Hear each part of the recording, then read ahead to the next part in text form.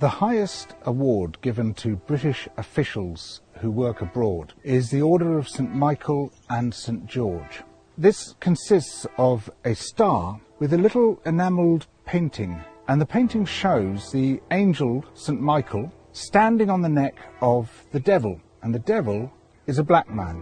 This image is very similar to one that we've become familiar with. A policeman kneeling on George Floyd's neck as he says, "I can't breathe." And the idea of standing or kneeling on the neck of a black man is deeply embedded in these notions of dominance, of white people over black people, the dominance of Western nations over other countries. Now, one of the recipients of this award was a man called Sir Evelyn Baring. Sir Evelyn Baring was the grandfather of someone called Mary Wakefield. Mary Wakefield is the wife of Dominic Cummings, Boris Johnson's chief advisor, a man who has done more to cover up the record of current events than anyone else in this government. Sir Evelyn Baring was governor of Kenya when Kenya was a colonial possession of the United Kingdoms.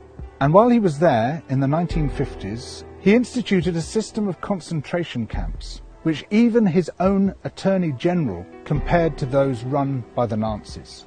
He drove into these concentration camps and fortified villages. Almost the entire population of the Kikuyu people, then numbering over 1 million people.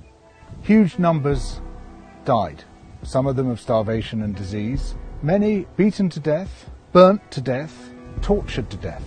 Repeatedly, men were castrated. In some camps, almost the entire population of children died.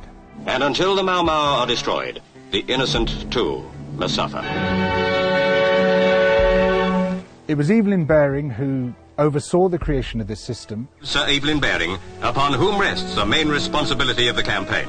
We are making progress in that struggle, and we are all confident that in the end we will succeed.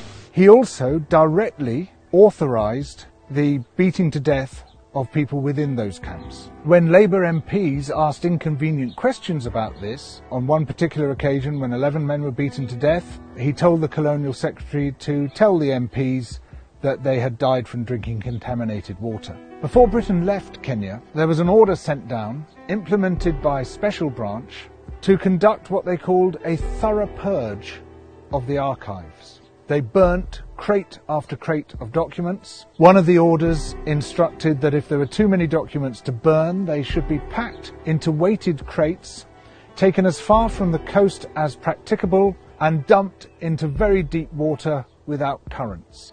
They erased not only the evidence of what happened in Kenya, but much of what happened in Malaya. The British troops in Malaya, slowly but steadily, are smashing the Reds' reign of terror, and they'll keep at it till the job's done. In Yemen, where Britain fought its dirty war, in Aden.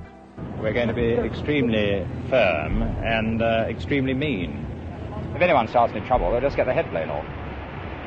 They'll get the message in time, you know.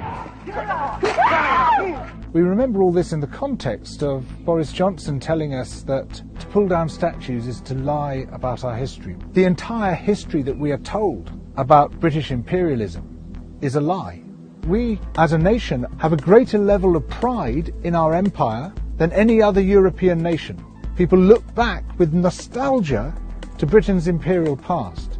That's impossible to understand unless we understand the massive fabric of lies, of deletions, which has airbrushed the colonial atrocities practiced everywhere we went.